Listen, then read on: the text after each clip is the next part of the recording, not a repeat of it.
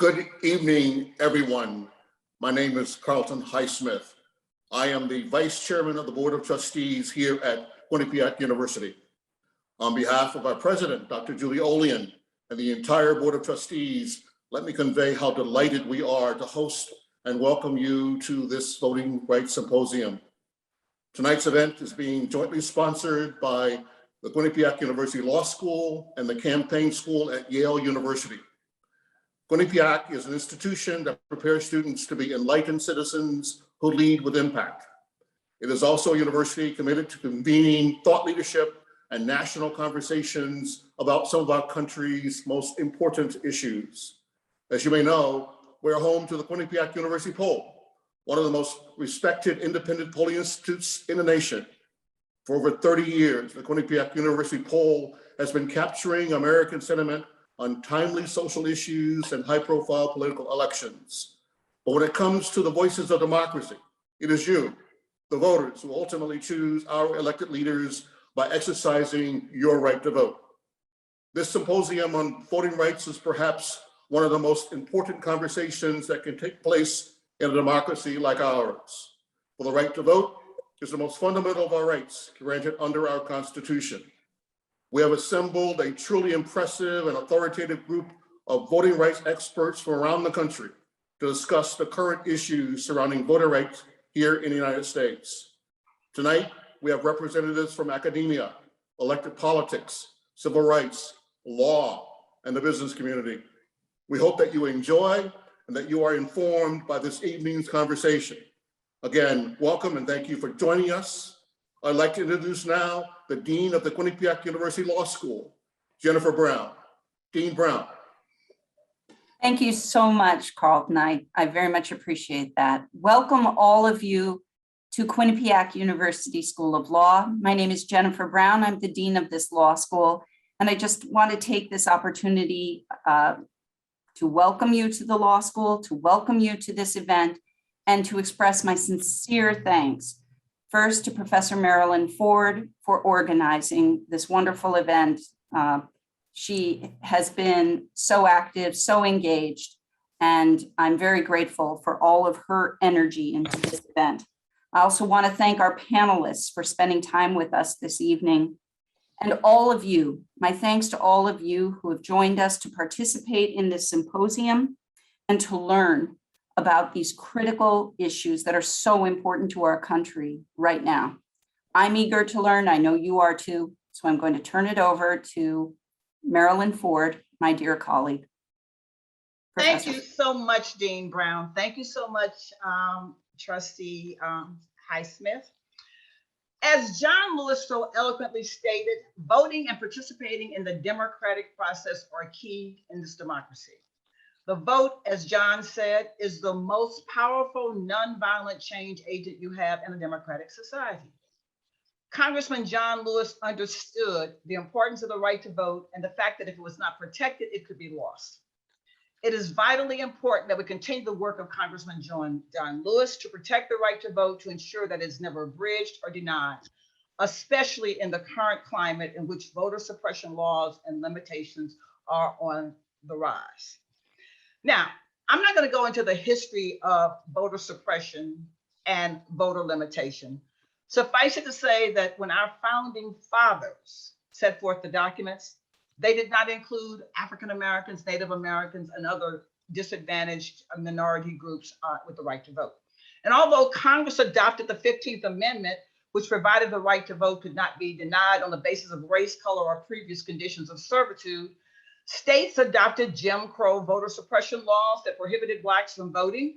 Those laws included grandfather clauses, which permitted only people to register and vote if their grandfathers had been qualified to vote before the Civil War, literacy tests, poll taxes, etc. And then, of course, Congress adopted the 19th Amendment, which extended the right to vote to white women.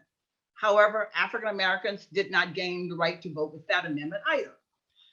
African Americans didn't gain the right to vote until 1965, nearly 60 years ago, when Congressman John Lewis and his best friend and college roommate, Dr. Bernard Lafayette and C.T. Vivian and other civil rights activists joined Dr. Martin Luther King and the Southern Christian Leadership Conference in that historic march from Selma to Montgomery and pressured Congress to pass the Voting Rights Act and President Johnson to sign it.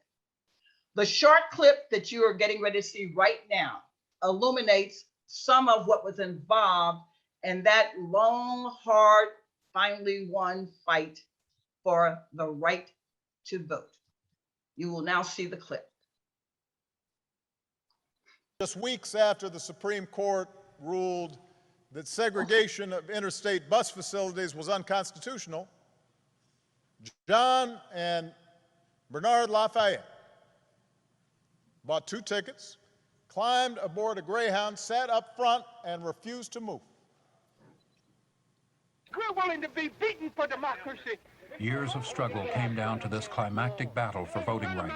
Before it ended, black and white Americans gave their lives. But would that be enough? We just want to pass. Do you have any business in the courthouse? The only business we have was to come by to the Board of Registers to register. The Board of Registrars is not in session this afternoon, as you were informed. You came down to make a mockery out of this courthouse. We're not going to have it.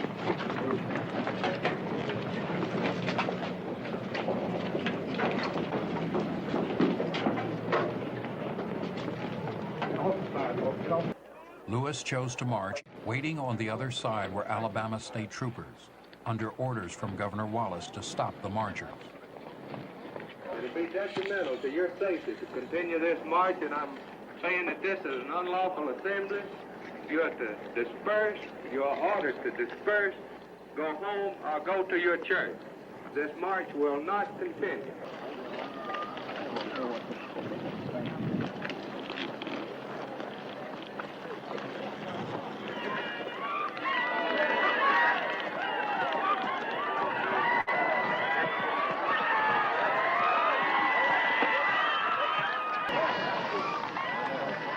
Eight days after Bloody Sunday, 4 days after Reeb's death, the president asked for a comprehensive voting rights bill. President Johnson signed the voting rights bill into law on August 6, 1965. Now that we've seen that, I am going to open our program with our first of 4 panels. And this will be a conversation between Miss Johnny Booker, who was a very good friend and who worked very closely with Congressman John Lewis in the early days, and with Channel 12 correspondent reporter Gwendolyn Edwards. The next voice you will hear will be that of Gwendolyn Edwards. Thank you so much, Marilyn, for that introduction, and thank you so much for an invitation to be a part of this symposium. One person, one vote is the bedrock of our republic. But when it comes to voting rights in the 21st century in the United States of America, there is no common ground, and voting rights are no longer the bedrock of our nation. At best, voting rights are on sinking sand. It's every state for itself. New and outrageous laws are now on the books. A voting rights bill to reverse these new state laws failed in the US Senate last week.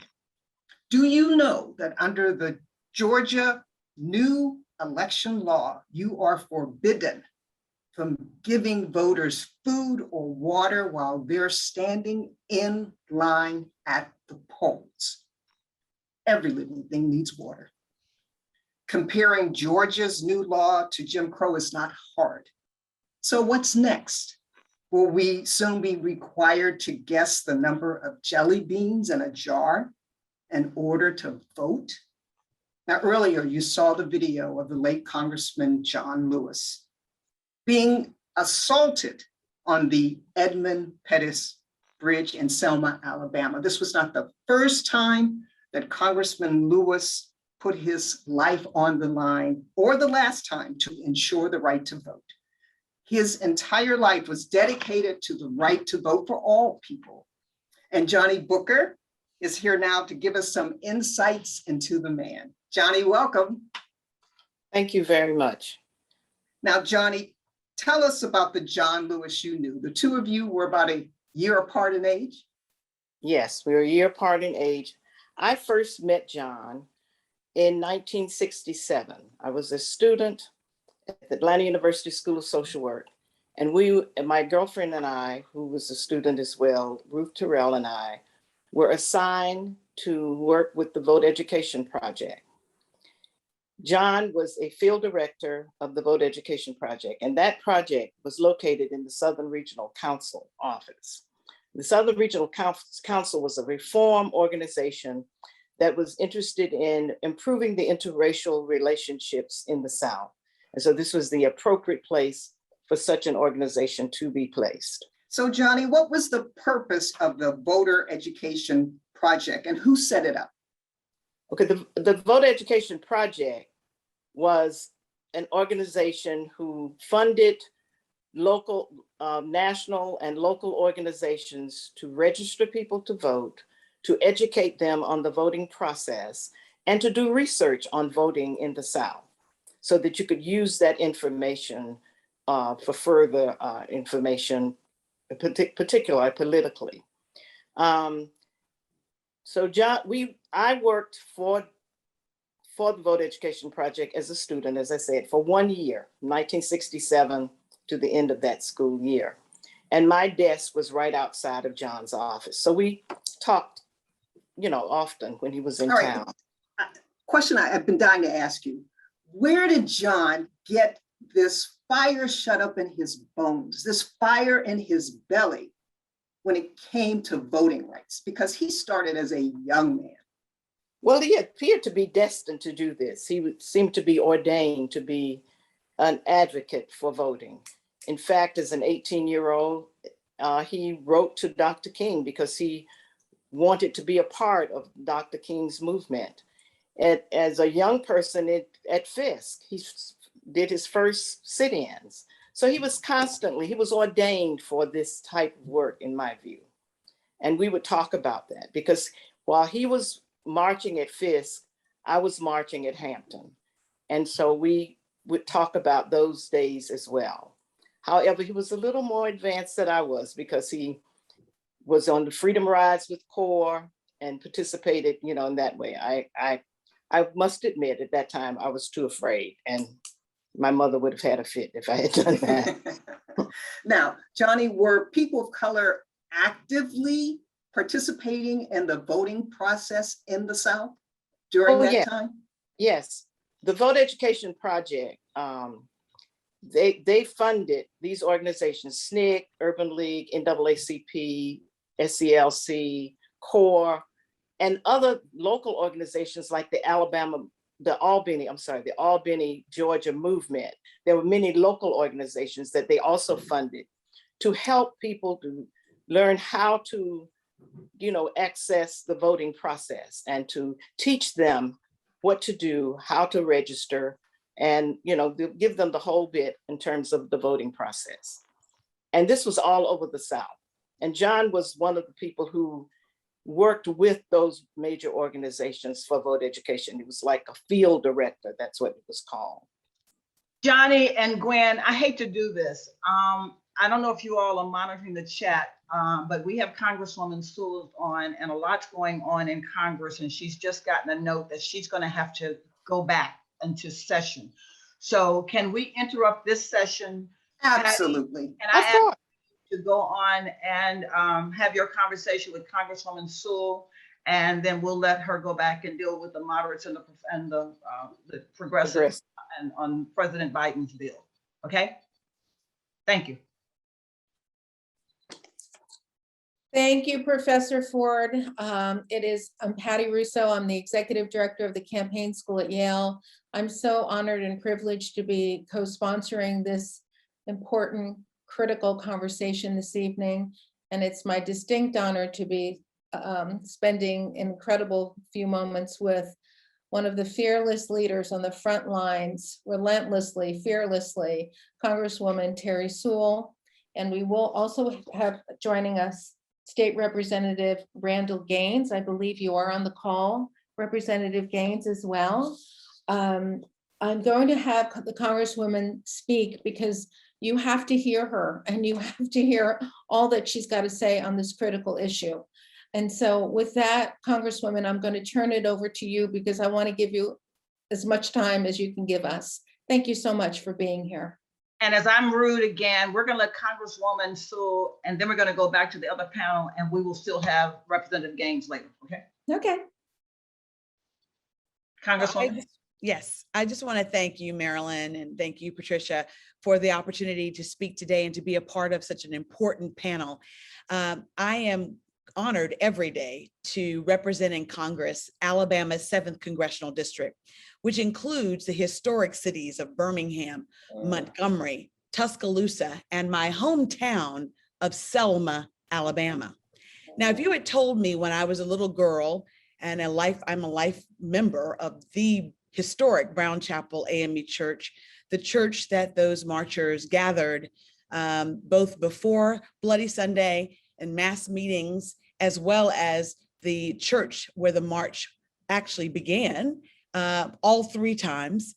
If you had told me as a little girl that I would grow up to become Alabama's first Black Congresswoman, I would have said no. But if you had told me that I would get an opportunity to actually call John Lewis my colleague and my dear friend and mentor, I would have definitely said no. But indeed, we live in a great country, a country where the promise of equality and justice for all, while not yet achieved, is a promise that so many foot soldiers, so many freedom riders, so many amazing Americans, ordinary Americans, have made that possibility a reality for many. I think it's really important that we, in talking about voting rights, set it into context. You know, our vote is our voice in this representative democracy, and no one's voice should be silenced in this democracy. And what we've seen after the 2020 election, an election by all counts, where we had record turnout during a pandemic, record turnout, all of a sudden this year in 2021, when state legislatures across this country met, over 400 bills were introduced that were about voter suppression and putting restrictions and barriers up for voting. In fact, 33 of those bills became laws in 19 states, including the state of Georgia, as has already been mentioned. But you know, what is most egregious is the fact that old battles have become new again. While we no longer have to count how many marbles are in a jar, or take a poll test, or have to give money in order to vote, the modern day barriers to voting are no less pernicious. The fact that states are picking winners and losers, people who have easy access to the ballot box versus harder access to the ballot box, is unacceptable. The fact that we've had voter purging of rolls, the fact that we now, in the state of Georgia, it is a crime to even give a bottle of water to someone who's waiting in line to vote. We must, I think it is imperative, the biggest threat to our democracy is the fact that so many states across this nation are making it harder to vote and not easier to vote. I want you to know that the Voting Rights Act of 1965, which literally was written with the bloodstains of folks on a bridge in my hometown in Selma, Alabama, John Lewis, Amelia Boynton Robinson. I didn't have to read about these people. I got to see many of the ordinary Americans that achieved extraordinary social change because they had the audacity to make this country live up to its constitutional values. And my high school babysitter, my babysitter who was in high school at the time was none other than Cheyenne Webb Kreisberg, who wrote a book, Selma, Lord Selma, about being 8 years old during Bloody Sunday. My principal was none other than Reverend F.D. Reese, who was one of the ones that we saw in this clip a few minutes ago, standing shoulder to shoulder. He was from Selma. He was the president of the teachers union in Selma. He was also president of the Dallas County Voters Association. And he was the one who wrote that letter to Martin Luther King inviting SNCC, inviting SCLC to come to Selma. And so for me, I not only get to represent my hometown in Congress And that representation is not just about protecting, and securing more resources and greater opportunities for the folks that I represent today, but it's definitely about protecting the legacy that is Alabama's 7th Congressional District. And that legacy is rich with protecting voting rights. And so I'm honored every day to actually carry the seminal piece of legislation, H.R. 4, the John Robert Lewis Voting Rights Advancement Act. And I'm proud to say that we have introduced that bill every Congress since 2013, when Shelby versus Holder struck down perhaps the most important provisions of the VRA, and that is the enforcement provision of preclearance. And so what we're fighting for now is to fully restore the full protections of the Voting Rights Act of 1965. If you had told me that the cause for which John Lewis and F.D. Reese and Amelia Boynton Robinson and C.T. Vivian and so many others would become my cause too 56 years later, it tells us that progress is elusive and every generation must fight and fight again in order to secure the progress that has been made and to advance it. And so while we passed H.R. 4, and this was the first time that I introduced that bill this year without John Lewis, but John gave us the roadmap. I know he is looking down. He is actually, if you close your eyes, you can hear John. I can hear him. He told us over and over again that the vote was most fundamental, that the vote was almost sacred. He also told us that if you see something that is not just, that is not fair, that is not right, we have a moral obligation to do something about it. So I'm getting into good trouble, not just in the House of Representatives, but by attending panels like the one today, seminars like the one today, where I am literally telling you all that our time is now. It is up to us. Progress rarely comes in the halls of Congress without agitation from grassroots activism. We need people to get out and vote, volunteer, organize, turn out, and elect officials that will do the right thing. Not officials that will put up barriers, but officials that will actually make it easier to access the ballot box. H.R. 4 is now over on the Senate side. It passed the House of Representatives in August 24th on a vote 219 to 213, and it sits over on the Senate side. And let me just say that the fate of S4, if it follows the fate of the compromise bill that went up for a vote last week, the Freedom to Vote Act, which was all about access. The Freedom to Vote Act would have made voting a holiday, the Tuesday of the vote, a holiday. It would have given greater access to the ballot box than ever before. It was also drafted by Senator Manchin, along with Senator Klobuchar and Senator Warnock and others. So it was a collective bill that would have received 51 votes, I am sure, if it passed cloture.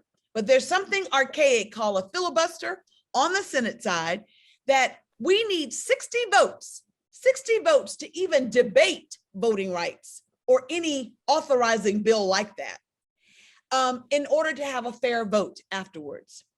And to a person, the senators who are Republicans voted not to allow even a debate about voting rights to take place on the floor of the Senate. So we are really in a balance here because the only way that we can get a bill that we know President Biden would sign, and actually that we know 51 Democrats, including Kamala Harris giving us the tie, would vote for, unless we reform or get rid of an archaic procedural rule called the filibuster. So I implore all of you who are listening today that we have to do our very best to call our senators and call them out and insist that they pass S4, the John Robert Lewis Voting Rights Advancement Act. We call it the Advancement Act because not only do we fully restore preclearance by actually coming up with a modern day formula to determine which states have been the most egregious actors. You know, we are threading a very thin needle in trying to pass the John Robert Lewis Voting Rights Advancement Act, but we know we are facing a Supreme Court that, if they could, would continue to degrade the Voting Rights Act. In fact, last summer, this past summer, we saw in the Bonovich case, Section 2 of the Voting Rights Act coming under jeopardy. And so I say all this as I am being told by my staff that I got to go to my caucus meeting because we're about to have an important vote. I just want you all to be energized by what you hear today, not depressed by what you hear, but energized to mobilize, to do something about it. And in closing, I just want to remind you that it's not enough to keep saying that we stand on the shoulders of giants. I got a chance to invite Amelia Boynton Robinson in 2015 to the State of the Union to meet Barack Obama. And Miss Amelia was 103 years old at that time. And she, by all accounts, was the oldest living person who had been bludgeoned on that bridge during the original Bloody Sunday in 1965. And to a person, as we were gathering in a small room off the House floor to greet President Obama as he was going to go and deliver his State of the Union, to a person, his cabinet and all of the leadership that was coming into that room said, "Oh, Miss Amelia, we stand on your shoulders. Oh, Miss Amelia, it was because of your sacrifice." And Miss Amelia said, without missing a beat, after the 20th person said that, she said, "Get off my shoulders, all of you, do your own work." So I'd like to leave that thought with you. We have to do our own work. It's not enough that our foremothers and forefathers, it's not enough that John Lewis literally gave his life, was willing to give his life, and did give his life of service. How to achieve that beloved community. We have to do our own work. I, as a member of Congress, to legislate, and you as voters, all of us as voters in this great democracy, to vote, to organize, to mobilize, and inform our elected officials, especially our senators, that SR 4, the John Robert Lewis bill, is the bill that must pass in order to protect our democracy.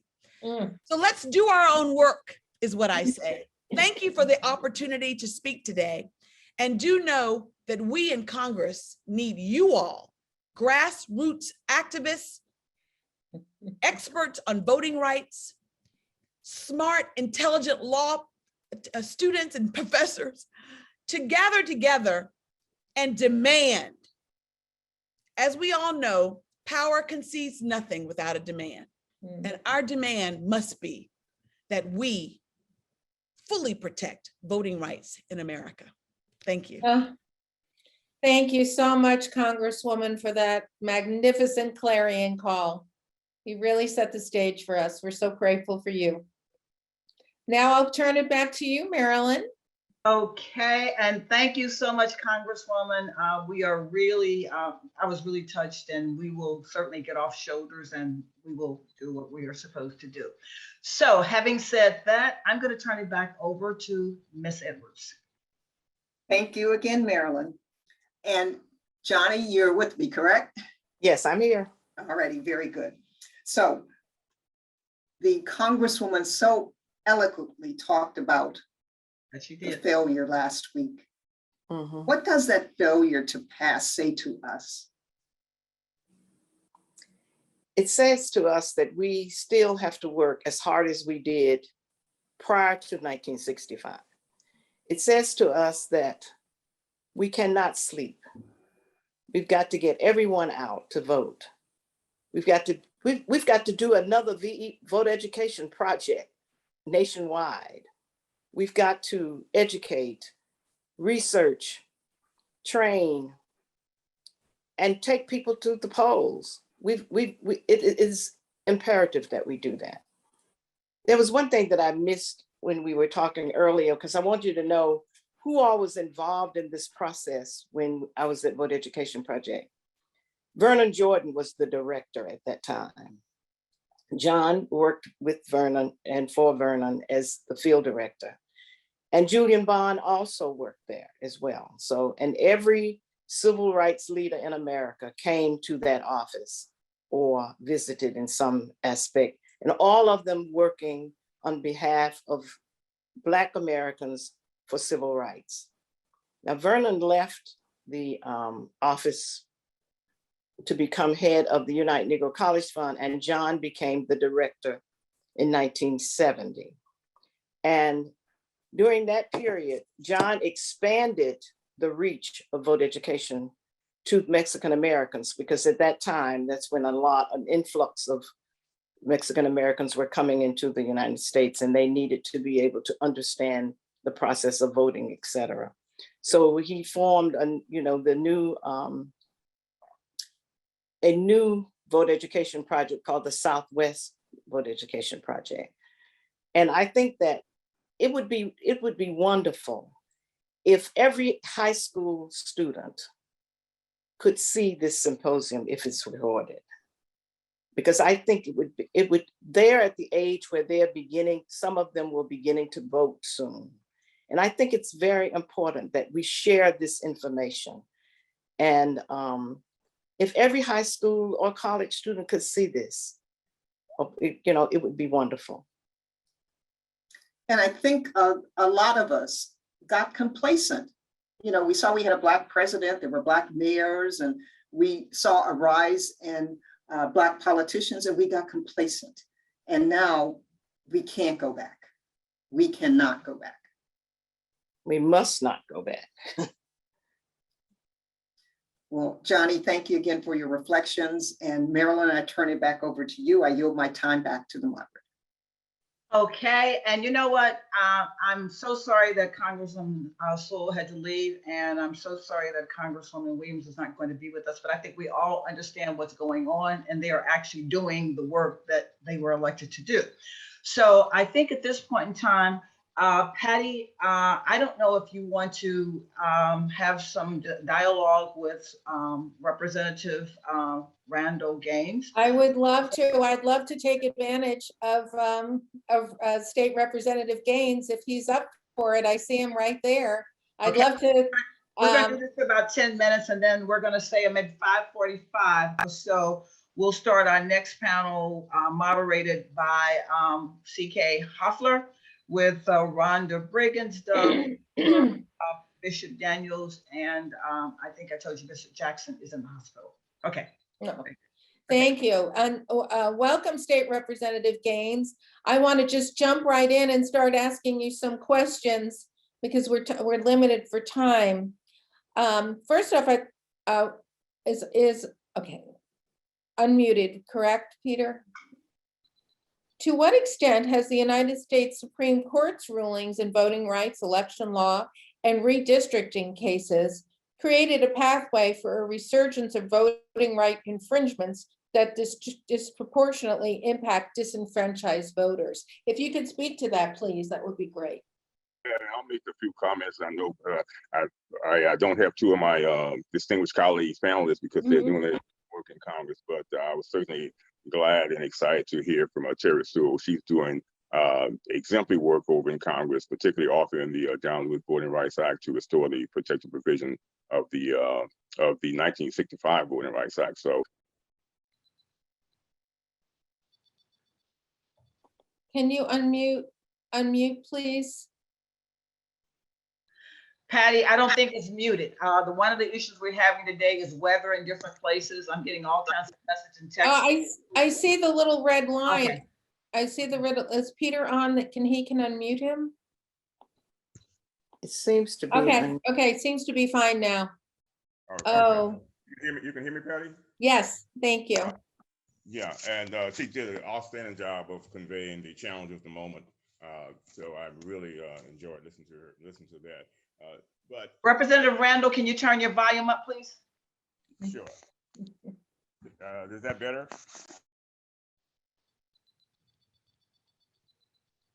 Okay. Mel, is that better? That's much better. Thank you. Yeah. So as we know, we are currently witnessing the most aggressive pushback against African American voting rights that we've seen in the past 50 years, particularly a pushback against African American political progress.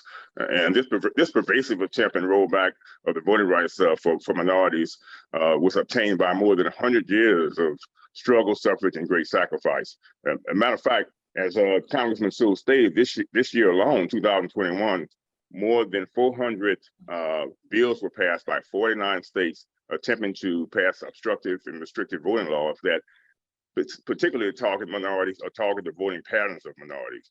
So we've been bombarded with a large number of attempts to roll back the voting rights of minorities.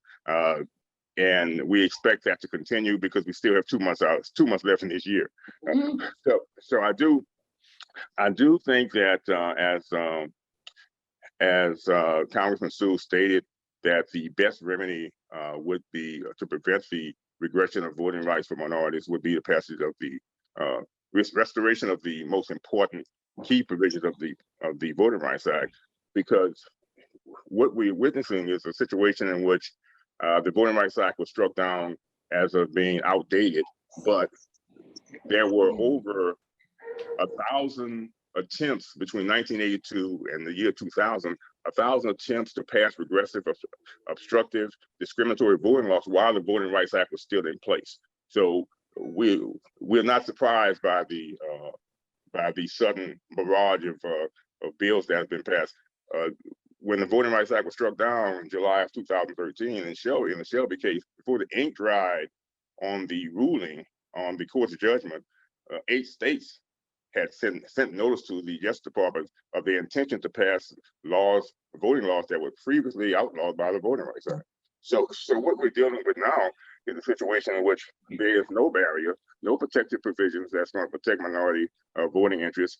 And the Supreme Court, in its recent decision, in the last 8 years, particularly starting with Shelby in June 2019, and their decisions in the North Carolina, Maryland case and a gerrymandering case, in which the Supreme Court basically said that they would not police gerrymandering if it's done for partisan purposes. Well, partisan purposes is no different from camouflage racial gerrymandering because blacks and whites generally vote along party lines. So what you have in that situation, because the Supreme Court is ruling that they will not police gerrymandering, is that they're sending a message that they will allow camouflage racial gerrymandering as long as it's posed, as long as it's proposed under the and with the intent of being proposed as a partisan prerogative. So basically, you're going to have camouflage racial gerrymandering that's going to occur as a result of that.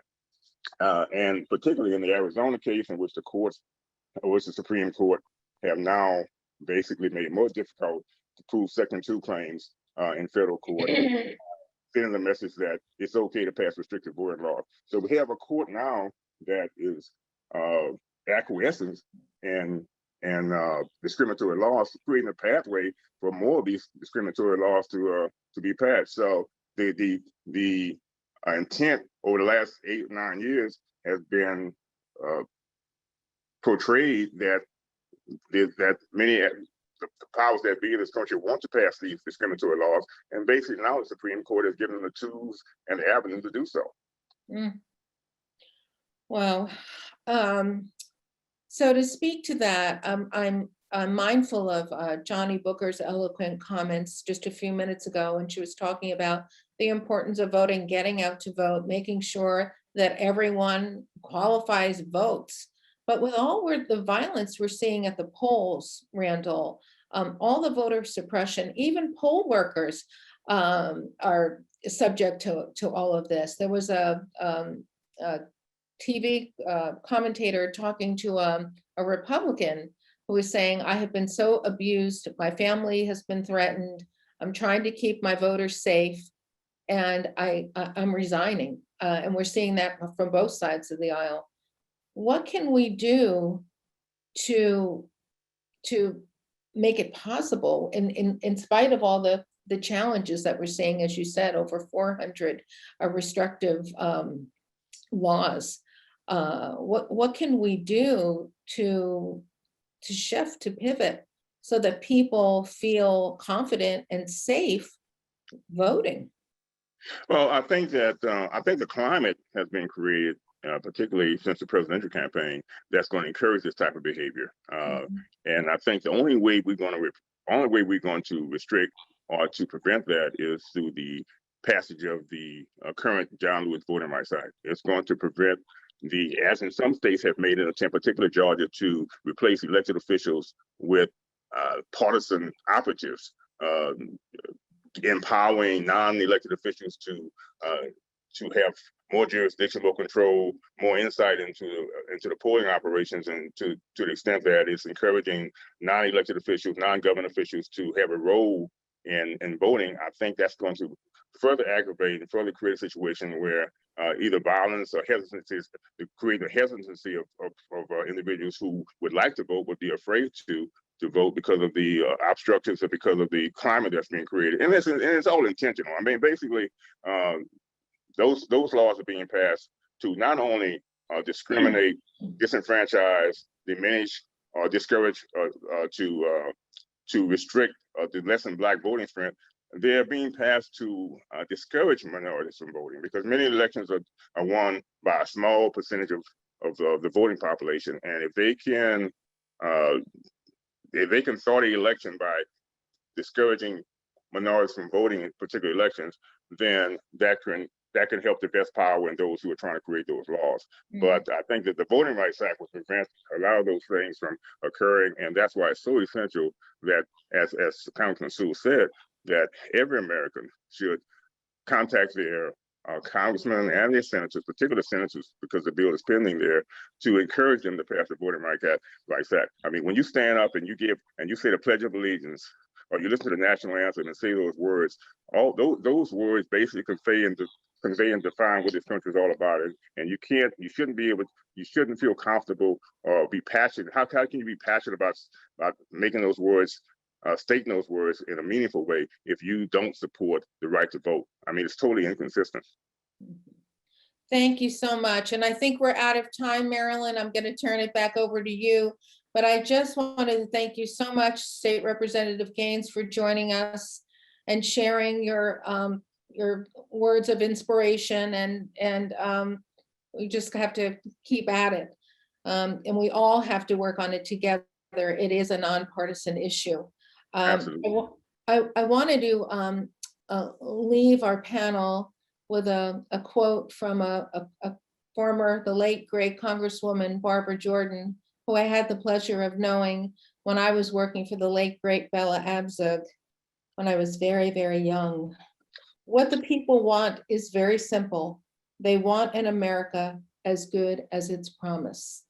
With that, Marilyn. Thank you so much, Patty. Thank you so much, Representative Gaines. And it's great to be able to pivot and to change and to modify. And although that panel wasn't exactly as we had planned, I just think that the presentation that was made by Congresswoman Sewell was fantastic. And I think everybody who is participating in this today knows what is going on in Washington at this point in time. So we really thank her and we thank you for moderating the panel.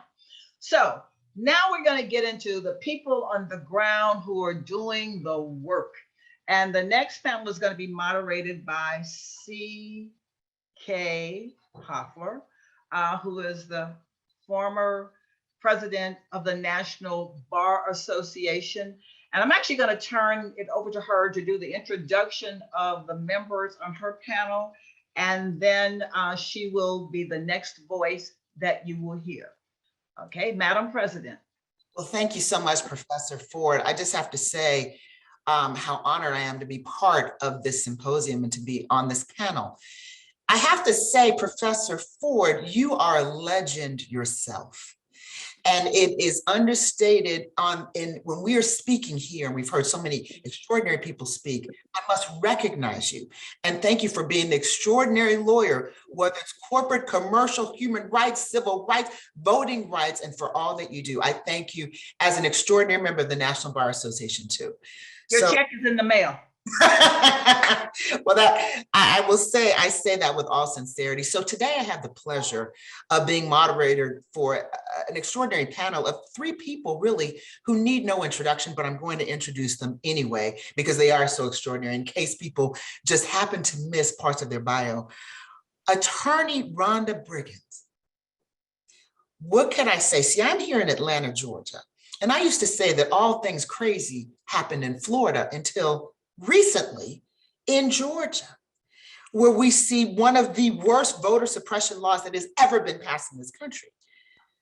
But Attorney Briggins is a trailblazing lawyer who in 2016, she was the first African-American woman elected to be president of the Georgia Transit Association, overseeing 128 transit agencies in the state of Georgia. She has a conscience of gold, a community activist, a political force to be reckoned with, extraordinary, and in words of one of my children, she's simply bad to the bone. That's what I have to say. So it's delightful for me to welcome you to this panel. Our next panelist is Wilker. He's the regional director of the American Jewish Committee in Atlanta, and he's been that since 2011. He's AJC's national director for Black and Jewish relations. He's been in that position since 2018. But what I know being here in Atlanta about him is that he also has a strong community sense. He brings communities together. He speaks his mind. He speaks truth to power. I'm going to say it. And we appreciate it. And thank you for all that you do here in the Atlanta metropolitan area and actually in the country. And finally, the third panelist is none other than Bishop Cedric Daniels, hailing originally from Alabama. That's right, from the great state of Alabama, even though now, currently, he's in Milwaukee, Wisconsin. But you know, all roads, wherever you are now, and I'm originally from Buffalo, New York, and when you're from different states in the Midwest, you all have roots in the South, in Alabama. And I think there's nothing more extraordinary that I can say about how Bishop Daniels has run his life than the legacy that he leaves behind as pastor of Holy Redeemer Institutional Church of God in Christ in Milwaukee, Wisconsin. And so I welcome all three of these exceptional panelists. I could speak for hours about their credentials and background, but I simply say thank you for participating, and I'm going to strike right away with Bishop Daniels. When we look at those who fought in Birmingham, Alabama, and we know that the community in Birmingham witnessed the impact that you and others promoted in the congregations as it relates to voting rights. What were some of the activities, when you think of where we are now, I'm thinking about where you are in Milwaukee, Wisconsin, what were some of the things in Alabama that you taught your congregations that you bring today, and how have your congregations been impacted by the voter suppression? Thank you so very much, CK. I want to also echo your comments and accolades to Marilyn Ford. I applaud and appreciate her stellar leadership and all that she has done historically for decades. We value and appreciate that. I am extremely honored and pleased to be included in this dialogue and narrative. And I want to say that my Alabama experience, which still continues to be very strong in connection, is because of my because of my grandfather, who pastored the First Baptist Church West End in Birmingham, Alabama. West End the community was called Eureka in West End, 1 mile away from the individual that is known as Bull Connors, the police commissioner. And many of the issues that occurred in Birmingham, my grandfather was right in the thick of it at First Baptist Church West End, Reverend G.T. Townsend. His philosophy that it can be done and that we must ascend beyond the various particular areas of oppression and exercise freedom to vote and other kinds of principles that should be common was instilled throughout generations. He received it from his grandparents and his parents and then he instilled it in his children and grandchildren. Many of my mother was the oldest, and many of her siblings, they would go to Alabama State and they would graduate there, and we would see the various, and they would participate in the various marches and protests and sit-ins. My grandmother was so very worried and concerned that she would have to be a part of the transition of her children. Yet they understood that there was no choice. There were no options. And how that translated, my father, who was an extremely hardworking guy, master's in engineering, he and my mom, who was a nurse, they, in 1953, moved our family to Wisconsin because my father had received employment opportunities that were not afforded him in Alabama. There, as a Navy man, he also, he was at Great Lakes, and it was between Chicago and Milwaukee. He made an effort to live in Chicago, but because of the Birmingham experience, he said there's another community just north of us, Milwaukee, and it's more similar to Birmingham in terms of size. But what we were able to impact and what we were able to do is to drive in a very special way our responsibility, our obligation, and the duties that comes with all citizens, our community, our churches, especially our citizens here on our campus with 5 schools and high school students, to drive that point home of the significance of making your voice heard. And that can definitely be done through courageous activities, which includes voting. Absolutely. And Bishop Daniels, the role of the church is so significant in our community in driving people to the polls. In this last presidential election, did you see where the church has played a heightened role in pushing voting rights? I believe that the church, it was necessary for the church to engage in ways that it had never done before in many, many years, to remind individuals of the responsibility of voting. It was a very thin line, because every time you make a comment over your pulpit, and as bishop with the churches that I had oversight, and this past year I was serving over 7 different geographic states, you had to be very careful of your language and what you said, so it did not appear as if you were presenting or promoting one particular group over another. So you would usually stress values, stress opinions, and stress the need of being civically responsible and engaging in voting. Absolutely, absolutely. So I'm going to turn to my Atlanta colleagues, starting with Madam President, Rhonda Briggins. When we talk about breaking through glass ceilings, you've done it. As the first African-American woman, that's why I'm going to call you Madam President. I'm chair of the board of Rainbow Push, the first woman as well, so I know what it is to be in that position. Can you share with us, during the 2020 presidential election cycle, in the midst of a pandemic, the Black community turned out and voted in record numbers, especially in Georgia. We have Senator Raphael Warnock, we have John Ossoff. It's an incredible thing. But now we have the most, in my impression, voter restrictive, suppressive, oppressive law in the union. So what does the Black community need to do to maintain the level of engagement? Because so many people are feeling discouraged, disenfranchised, where you can go to jail or certainly suffer consequences if you hand some water, mere acts of humanity, while you're waiting in line. And by the way, I had to wait for 5.5 hours to vote. So what can you say about that? Well, first of all, let me say thank you. Thank you, Marilyn. Thank you, Patty, for this great opportunity. I really appreciate it. And CK, I'm going to take you everywhere for that introduction. That was wonderful. So thank you, sis. Great to meet you, though, coming from Atlanta. And Mr. Daniels, I'm also an Alabama girl, born and raised in Birmingham, right there in Bush Hills near West End. So I know exactly what you're talking about.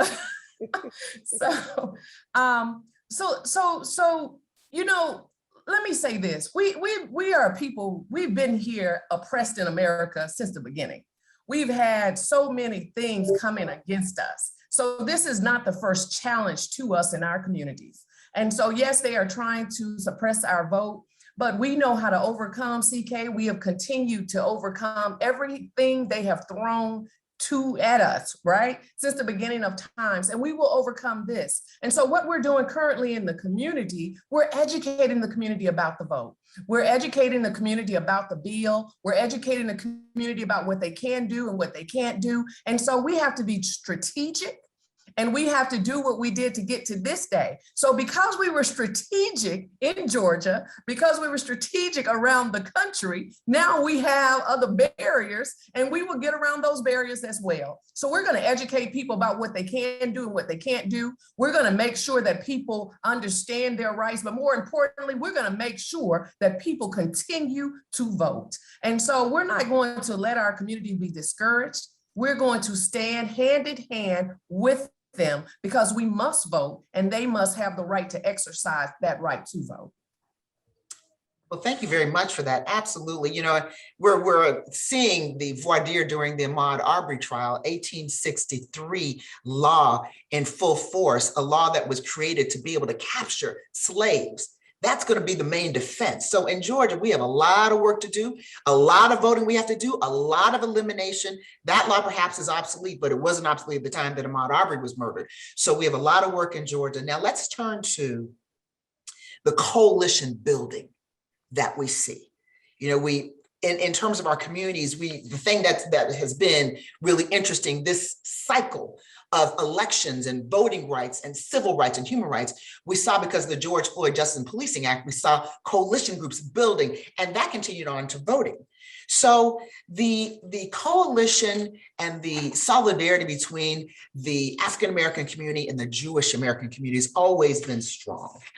And I would like, you know, when we talk about voter suppression, you know, we're 6 months have passed since this crazy law was passed. I just have to say crazy. And early voting is currently underway here. So what has been the impact of these laws in the current elections, and what are we seeing and what can we anticipate in Georgia? Well, again, I want to echo what everybody else has said and the appreciation and gratitude for being here. And I want to, as a way to partly answer the question, I want to refer back to something that Glenn Edwards opened with. You know, the concept of one man, one vote was actually fought in the Supreme Court by a Georgian named Morris Abrams. And Morris was from Fitzgerald, Georgia, this tiny town that I've happened to have visited. But he was also he was the president of American Jewish Committee, became the national president of American Jewish Committee. And I should start with that because his relationship also, he had a deep relationship with Congressman John Lewis. And the relationship that we saw today and the successful campaigning between Senator Ossoff and Senator Warnock was in part because of their Black-Jewish relationship. And as I sit in my office and I think about the work of bringing our communities together, it's something that is thankfully not new, right? Together, we have found, especially as minority communities, that we have a responsibility to advocate together because we have experienced oppression. We continue to experience oppression, both individually and also as a collective. Now, 6 months after the vote, in preparation for today, knowing that Tuesday is election day, I said, oh, let me go and order my absentee ballot. So I went online and I downloaded the form and I completed the form that I needed to include my driver's license number on, because now you need to include your picture ID. And I realized that in order to send it back, I needed to sign it. But see, there's no digital way to sign the absentee document. And an hour before this program began, I actually got an email from the other AJC, the newspaper, lovingly referred to as the other AJC in my house, that actually spoke specifically about this issue of the absentee ballots. Now, because of the changes in the law, the state is no longer sending out absentee ballot requests to everyone. You have to do it yourself. There are questions around polling opportunities so that you won't, what will be the impact of standing in lines that we don't have CK's experience of 5 hours.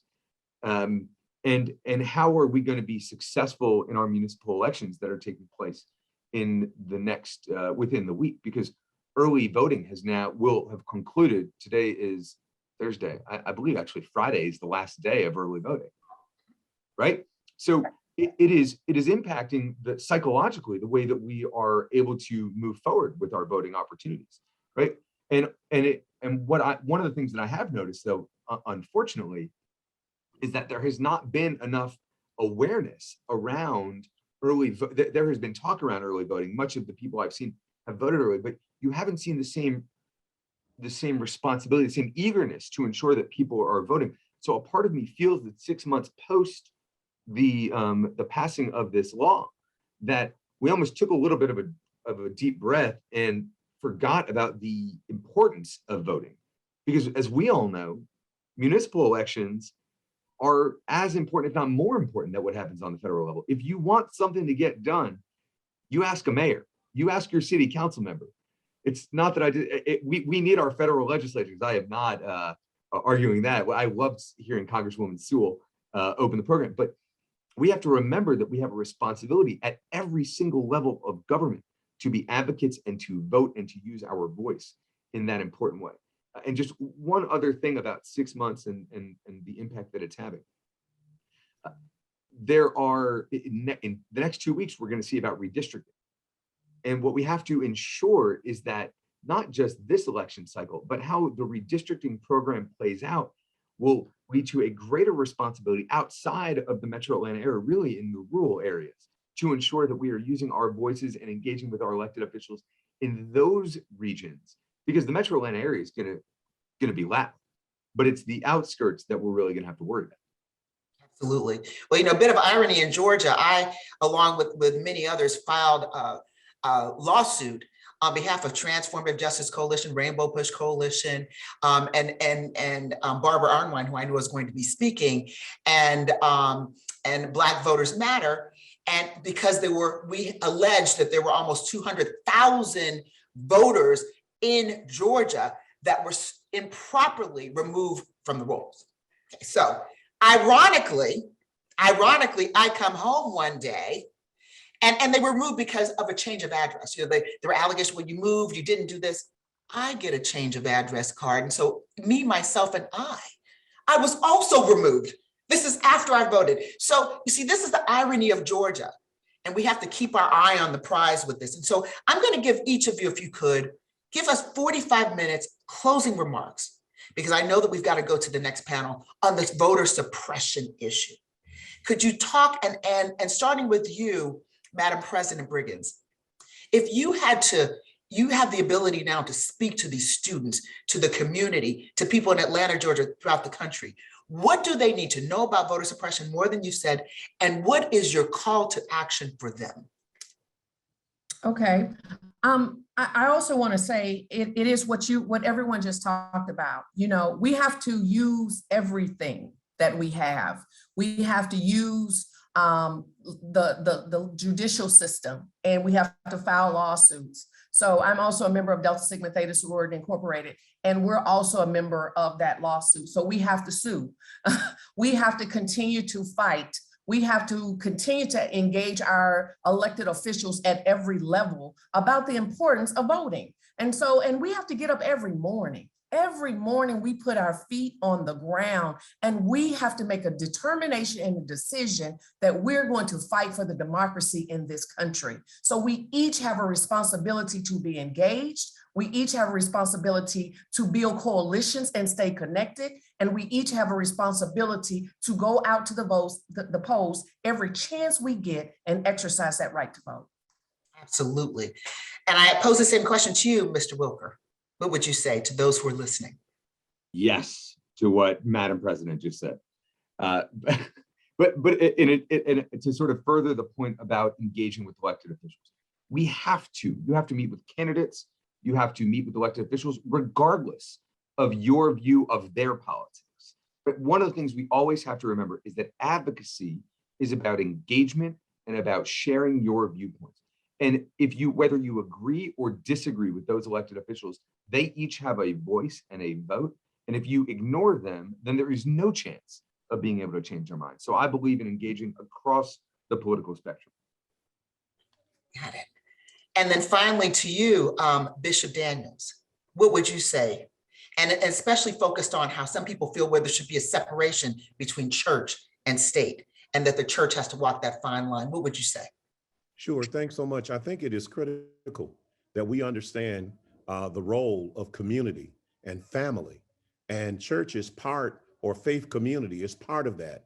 Just 27 miles from me in Kenosha, there enormous rioting that took place. Just 4.5 hours north of me in Minneapolis, all of the rioting that has taken place and all of the issues that are currently impacting our people and individuals.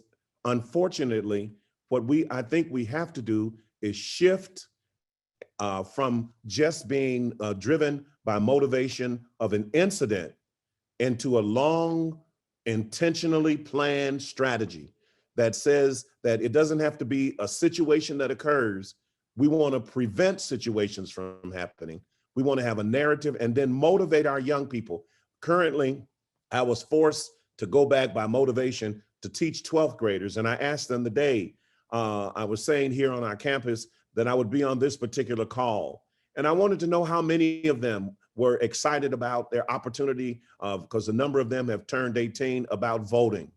And I was so amazed about the disinterest of many of our young people in voting. They were interested in the latest fashion. They were interested in the latest music and culture and entertainment. And of course, Milwaukee Bucks just won, praise God, the world championship. So all of those things were exciting moments, but we must cry from our pulpits, whether it's in home, whether it is in community, whether it's at church, whether it's in a city hall or a faith community, and stress the importance of young and youthful engagement, because that is our present and our future.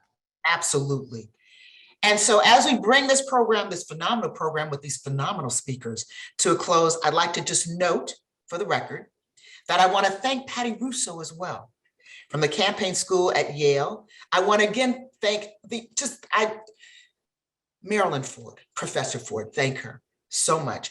And I also want to say that this is a nonpartisan conversation, and that the panelists have provided answers based on their personal views. DK, let me interrupt you. We're not going to bring the program to a close. We're going to bring your panel to a close. We're going to do the legal one next. Okay. All right. Okay. All right. Okay. So yeah, we did some reorganizing. Okay. Keep with your comments. Okay. Okay. All right. So then, but I just want to make sure that these are your personal views and not views of any particular organization. So for this segment, I'm going to leave you with this Portuguese expression for this segment, which will dovetail into the next segment, the next panel. It's a luta continua. Vitória é certa. What does that mean? The struggle continues. When we think of voting rights and where we are today, the struggle continues. A luta continua. Vitória é certa. Victory is certain. So just as Madam President said, we have to keep fighting. We've been here before. We're going to be here again, but we have to keep fighting. And so now, Professor Ford, Okay, we're going to drop the professor, and Marilyn Ford is going to take it from here. Thank you. That was a fabulous panel. And before I introduce Randall Gaines, who's going to introduce the speakers on the next panel, I want to ask Rhonda Briggins a question. Rhonda, can you just tell us a little bit about Vote, Run, Lead? Okay. A little bit about the organization. And actually, I've read about it. And I know a little bit about Delta Sigma Theta and the National Social Commission, et cetera, and how impactful that is. And of course, for the Divine Nine, we know that they were all very important in the 2020 election. But can you just tell the audience a little bit about Vote, Run, Lead? And then I'll introduce Randall Gaines for the next panel. Okay, just really quickly, and Patty is very familiar with Vote, Run, Lead. We've done over the years great partnerships with Yale Campaign School. But Vote, Run, Lead is a national organization that trained women to run for elected office. And we have been on the ground for over a decade, working all over this country, training women to basically fill the pipeline because we need a seat at the table. And so to have a seat at the table, you need to infuse that with more diversity, and women will have that diversity that you need. And so that's what we've been doing. So I encourage you all to go to the website, voterunlead.org, to get more information. Thank you again, Marilyn. Thank you so much. And I must say, I do like red. Okay, so now we're going to go to our next panel. That's going to be our heavy hitting litigation team. And this event was actually pretty much the genesis was probably that legislation that we've been talking about in Georgia and the lawsuit. And for that, I am going to introduce again Representative Gaines, who will then introduce the members of his panel. Representative Gaines, you're on. You got to turn your volume up again. Thank you, Marilyn, for your great work in the cause. And our next panel is comprised of nationally recognized lawyers, all who've made great, outstanding contributions to the cause of voting rights, and all dynamic lawyers, nationally recognized and highly respected. Our first panelist, of course, I'm going to introduce is Barbara Unwind. She's well known, nationally respected and recognized attorney, president and founder of Transformative Justice Coalition. She's internationally renowned for contributions on critical justice issues, including the passage of the Landmark Civil Rights Act of 1991 and the 2006 reauthorization of the provisions of the Voting Rights Act. She served as co-chair and facilitator of the National Commission of Voting Justice and formerly served as the head of the Lawyers Commission on Civil Rights, Lawyers Committee on Civil Rights. She's done an outstanding job and highly recognized. So welcome, Barbara.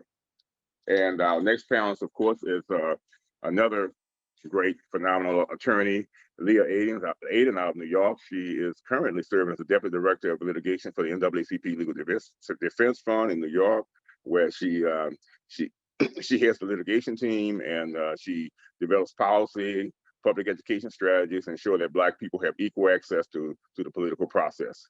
And Leah has worked out throughout the South, advocating the cause of voting rights, and I've had a pleasure of working with on a number of occasions.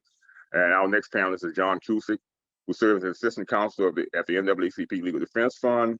In his role, he used litigation, policy, public education strategies to advance racial justice, primarily in the areas of political participation and criminal justice. And these are all great panels. In the next 15 to 20 years, intrigue. And Randall, also CK Hoffler is on that panel.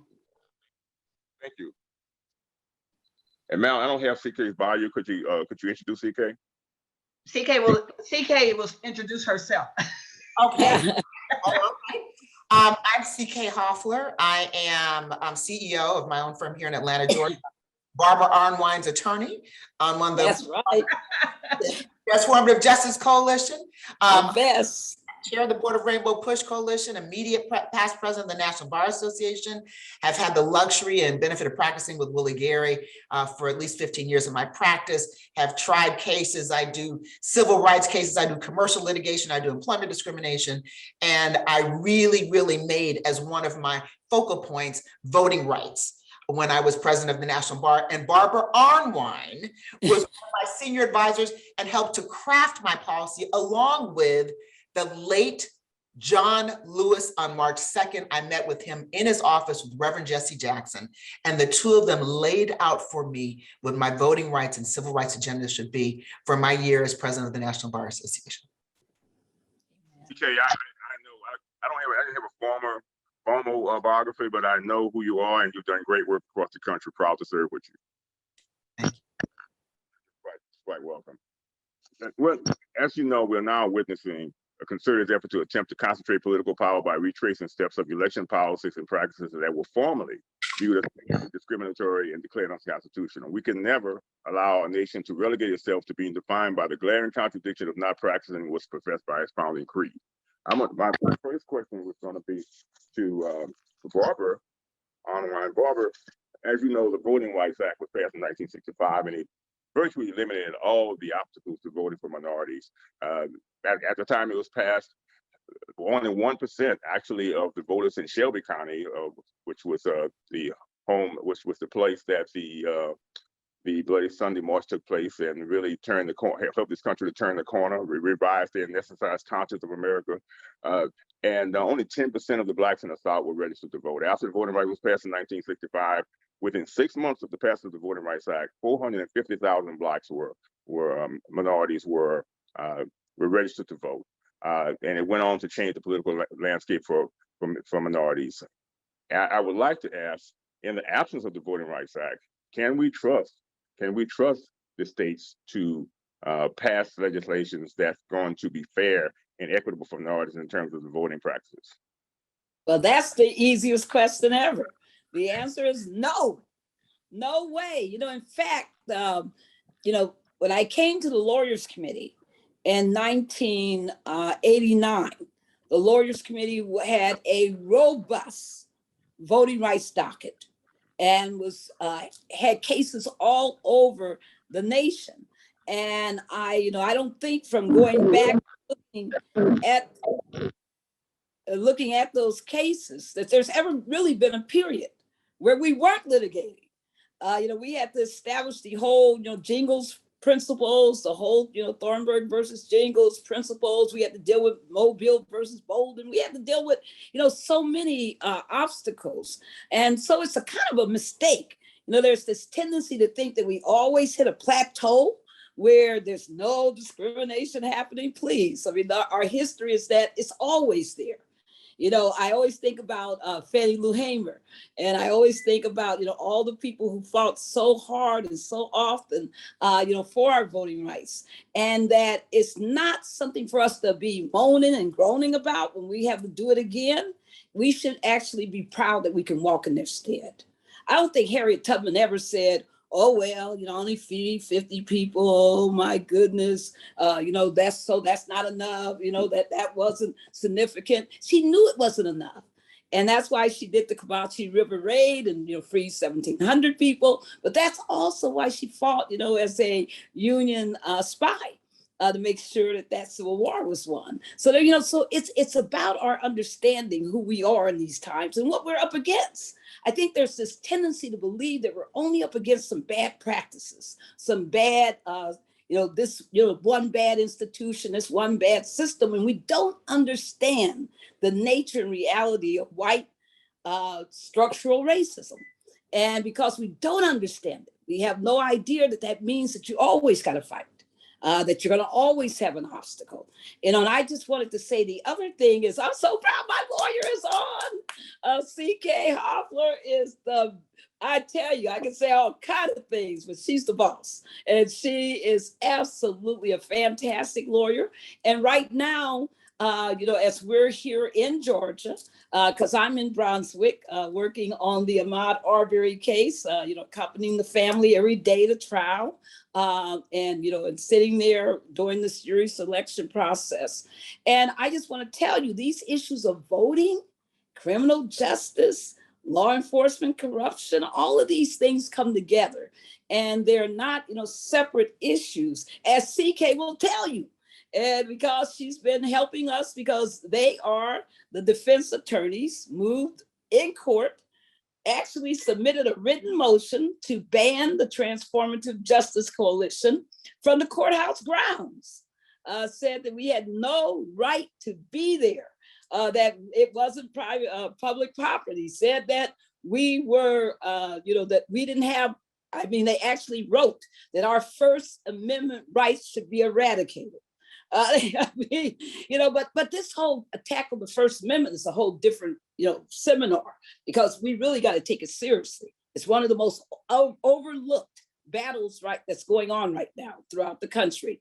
But it's something that we can talk about. But I just want to say that, that I don't know a period where having, been, at the Lawyers Committee, having been a litigator, still being a litigator, having, my own attorney, representing other clients, we have to just be clear that these battles are constant. Like I was talking with the Arbery's the other day, and they said, look at this. And what they pulled out, CK and Leah and everyone, that just blew my mind, was they pulled out the locations that were sent to people about where to go vote. And interestingly, they changed the name and used an unknown name for a very popular voting site. They just decided to just up and change the name of the voting site to something that nobody recognizes, because it's the same place, but they gave it a different name. And people, and they were like, look at this, this is going to certainly confuse a lot of voters. And how did this happen suddenly for this election after all these many, many years that they just changed the site, the polling site's name? But that's the kind of gamemanship that we're seeing.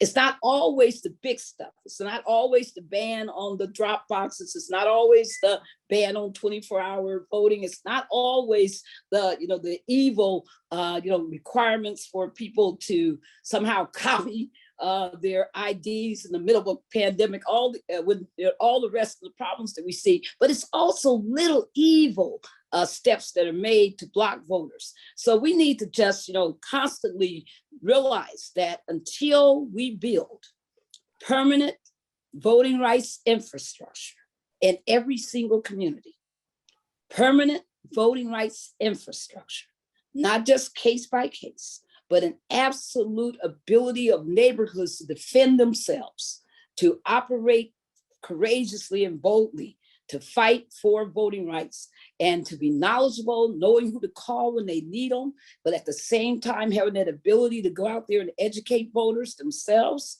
until we get to that level where we can just unite and fight across the country in every community, then we got some fighting to do. We got some work to do. So that's my answer to you.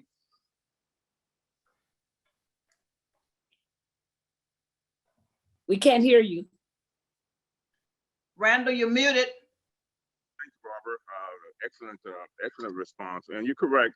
Every minority citizen in this country needs to realize that the causes that's going to transform the disadvantaged status and circumstances in our communities are directly tied to election results. So you're absolutely right.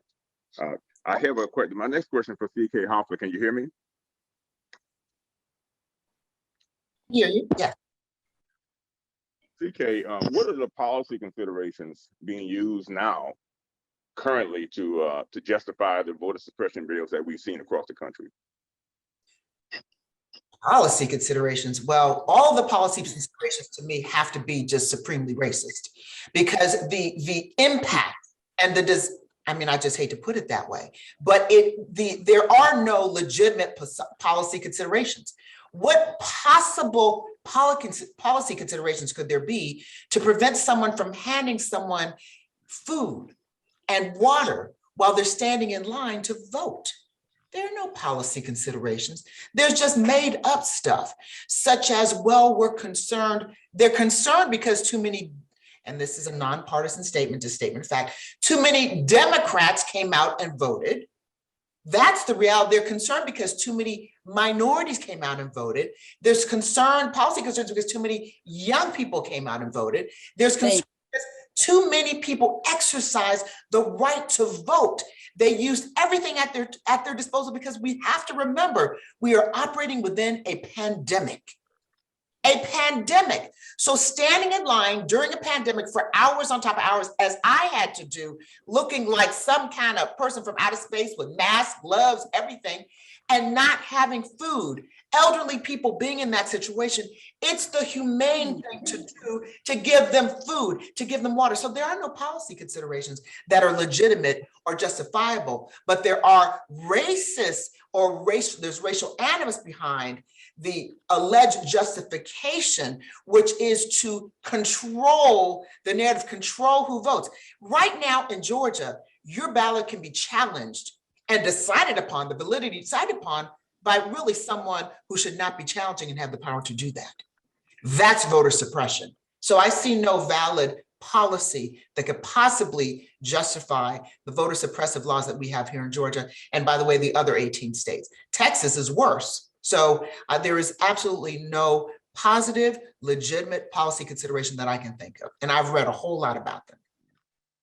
You're absolutely right. There are no legitimate reasons for the voter suppression. They're being camouflaged and they're being cloaked under the cover of false allegations of voter fraud. And this is basically just to perpetuate and to advance the intent that was already harbored among some of the policymakers that are passing these laws. And by the way, there's been no evidence of voter fraud. So all this discussion about voter fraud here, no evidence, not a single case that was filed during that time. We saw it. With support, all those cases were dismissed. And I have to defer really to the mother of the election protection movement. That is Barbara Unwind. She can tell you verse, chapter and verse about this, but none of those cases made it through the system where there was found any voter fraud. And that speaks volumes for where we are in this country. And that also says volumes about where our mindset is and the fact that we would, despite that, pass these voter suppressive laws. And the food and water has nothing to do with voter fraud. They don't even say that. That's not their justification, right? It's called undue influence. Somehow you're going to feed somebody and they're going to just vote however they think you want on the vote, whatever. I mean, they haven't even come up with a good rationale on that one yet.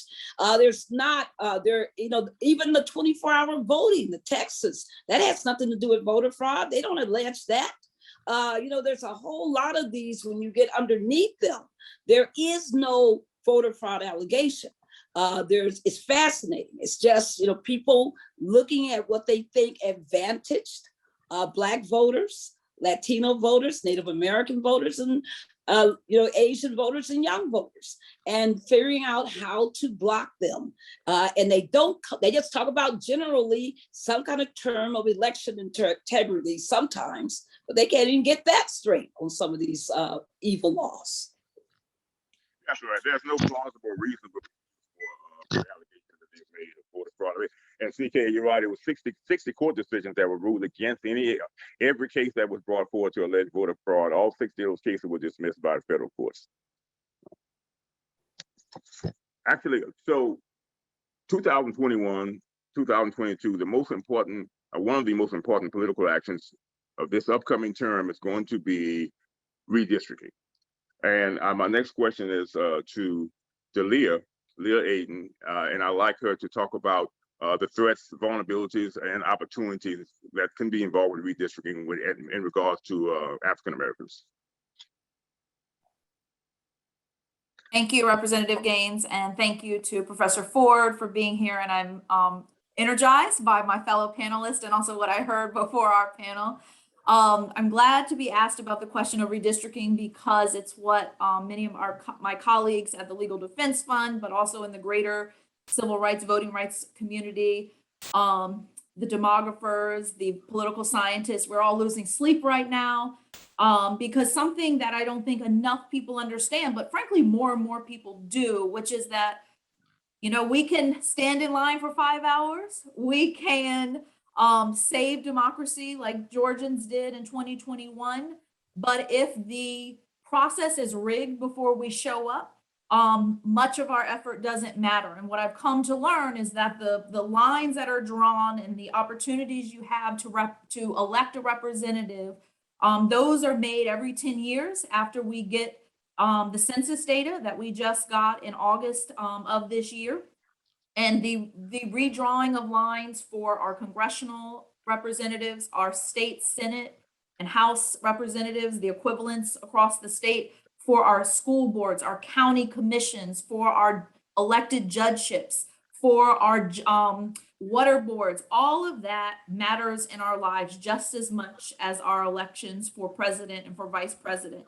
And the policy implications of having unfair lines are devastating for our community. We do not get the John Lewis Voting Rights Bill. We do not get a response to qualified immunity. We do not get infrastructure if we do not have fair lines. So my colleagues and I are spending a lot of time figuring out how to have fair, non-discriminatory lines, and to do so, frankly, amidst one of the more hostile redistricting cycles that we've had in some time. And that's because you've heard tonight that the Supreme Court dismantled the Section 5 of the Voting Rights Act, which would have prevented places like Texas or Louisiana or South Carolina, who get in trouble every time they have to draw lines every decade. They get in trouble for trying to minimize Black, Latino, Native American, Asian American voting power. We have suffered a blow without having that pre-clearance process in place. At the same time, the Supreme Court opened up the door with the Evenwell decision in 2015 that could give jurisdictions the opportunity to use some other measure other than total population to apportion people among districts. And I really appreciate that apportionment was raised earlier tonight, because no matter if you vote or don't vote, everyone, every child, every incarcerated person, every non-citizen, everybody deserves access to representation. And the apportionment process and having fair apportionment process matters. The Supreme Court also says, you know, we're going to wipe our hands of stepping into these purported partisan gerrymandering fights. You know, even though we all know that this process is political, that does not stop the Supreme Court from determining when that process has gone too far. And now we have legislative officials and others saying, I am doing this for partisan advantage. And we need a robust judiciary, whether it's in state court or federal court, to say, you know, when you talk about partisanship, you may be saying it's about partisanship, but too often in our country, party and race are interrelated, and it's very hard to do something for partisan advantage and not harm minority voters. And we need a robust judiciary to step in and protect us. But right now we don't have that. We have a weakened judiciary. We have all these bad Supreme Court decisions, and we have redistricting happening across thousands of jurisdictions across the country. So it is a challenge, but I am compelled every time that I talk about redistricting to ask everyone who is capable to be involved in the process. Whether you're in Connecticut, whether you are in Alabama, you should be involved in redistricting, whether that's for Congress or for your school board, meaning you should be in the room when they release maps, making hay if those maps harm communities of color. You should be working with organizations like the Deltas or the Lawyers Committee or the Legal Defense Fund or the Black Voters Matters Fund, making sure that we are in the room proposing alternative maps that say there's a way to do this and to do it fairly for communities that rely upon fair maps. And we need all of that because as litigators, we need to try to push to get the best maps during the process that is underway, because we can't expect courts to save us all the time, but we also need people in the room because we need to have the best evidence. So if we go to court, we can make the best case that we provided legislative members or independent redistricting commissions or whomever is drawing maps a way to do it better, and they failed to do it.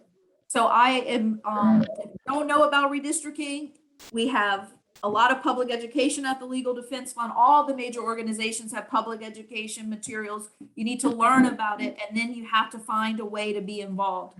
The maps that are drawn last at least a decade. They last and they have implications for our power for at least a decade. And it's one of the most important things that I think more and more people are becoming engaged in, but we need everyone to be involved in this process. So I think there are challenges with redistricting, but I think as we've heard tonight, these are not new challenges in many ways. And there's too much power on the line to leave it on the table and to give up. So I am urging everyone to be involved if you're not already in redistricting. It's happening now and it will happen for the next several years. Find a way to be involved. And that's my ask of all of you tonight. Thanks, Liz. That's great. Let me pose this. After the ruling, and you touched on this, Leah, very eloquently. After the ruling, the June 2019 ruling in North Carolina and Maryland case, of course, the courts basically have retreated from policing gerrymandering. And basically, as it stands now, racial gerrymandering claims are hard to prove, particularly when the defendants claim partisan prerogative. They did it for partisan purposes.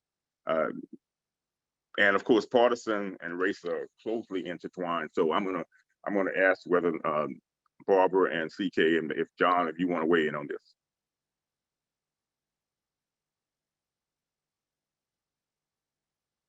Well, I mean, obviously, the Gifford, Arucho line of cases, present a lot of problems for all of us.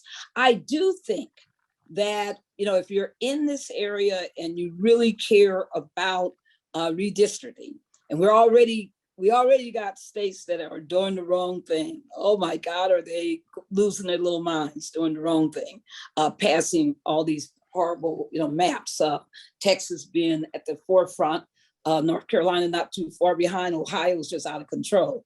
But what we want people to do is, I think people need to really focus on the criticality of ending the filibuster so we can pass the Freedom to Vote Act. In the Freedom to Vote Act are some of the best guidelines you're going to ever find on fair redistricting. And it's really almost a roadmap to how to challenge a bad redistricting plan. And I really, strongly recommend that as we talked about the John Lewis bill, which we've got to talk about, because I always explain to people, they're not the same thing at all, that they're bookends. That one is all about standards and accessibility to the voting process and what's fair within that process. The other is to gather at the end of any kind of legislative process laws that are just horrible and that are racially discriminatory. And I always say, listen, Leah and John and CK, I say they're criminal minded. Who else would come up with something like put somebody in jail for giving water and food? I mean, that's just criminal. I mean, who comes up with something that crazy? But somebody who's really depraved. So I just think that, so the beauty of the John Lewis bill is it catches all those things that we could never predict. I mean, no matter how bad I think, I can't come up with half of the crazy stuff they come up with because they're just that evil and that determined to squash and destroy African American, Native American, Latino, voting power. They're just that determined. And they can then convince themselves that young people vote liberal, so they don't like that either. So there's a lot of problems. But one of the things that I do think that we should do is, we got to keep teaching communities more about redistricting, more about how to protect themselves, more about, as Leah said, every community's got to be involved. You can't say, just let the lawyers do it. Just like, my legislator's going to take care of me. It doesn't work that way. It really requires a lot of engagement. That's why I keep pushing for permanent voting rights infrastructure in every single community. You're absolutely right, bro. It is a comprehensive approach, and the best remedy is not with the courts, but with the voting rights side and with Congress and the Senate. That's our best solution.